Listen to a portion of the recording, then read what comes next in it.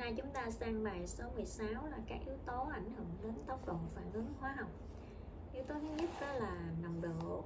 Thì những cái phản ứng mà cái nồng độ nó cao hơn thì nó sẽ xảy ra như thế nào? Chúng ta xem ở đây nhìn mình có 3 cái thí nghiệm cốc 1, cốc 2, cốc 3. Thì cái nồng độ của cái cốc 1 á, thì nó lớn hơn ha, nồng độ của cốc 2 và cốc 3. Và cái lượng nước cất á, ở trong cái cốc thứ nhất nó ít, nó không có luôn.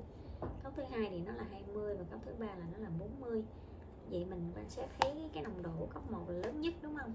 Vậy thì cốc 1 thì cái phản ứng nó xảy ra, cái kết tủa nè, nó xuất hiện là nhanh nhất trong cùng một khoảng thời gian ha. Cốc 2 thì nó chậm hơn và cốc 3 là nó rất là lâu luôn. Như vậy đó là mình kết luận là cái nồng độ thì nó ảnh hưởng đến tốc độ phản ứng như thế nào. Khi tăng nồng độ thì tốc độ phản ứng nó sẽ tăng. Thì chúng ta rút ra cái kết luận thứ nhất là khi tăng nồng độ chất phản ứng thì tốc độ phản ứng sẽ tăng.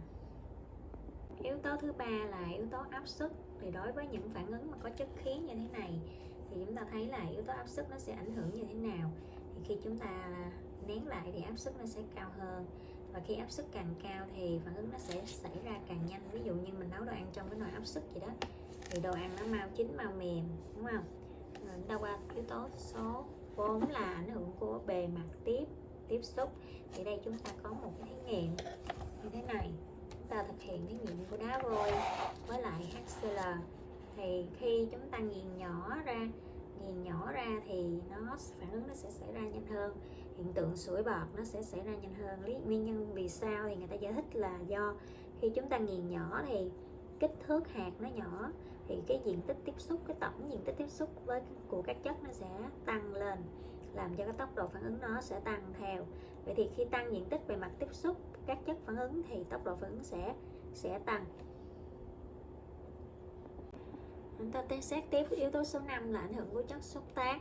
Thì chúng ta thực hiện hai cái thí nghiệm là một phản ứng bên ống nghiệm thứ nhất là không có xúc tác, còn bên đây là có xúc tác MnO2. Thì chúng ta thấy là cái lượng O2 nó được sinh ra là nhiều hơn, nhanh hơn, cho nên là cái ở đây là cái tàn lửa nó sẽ cháy mạnh hơn là so với ống nghiệm số 1.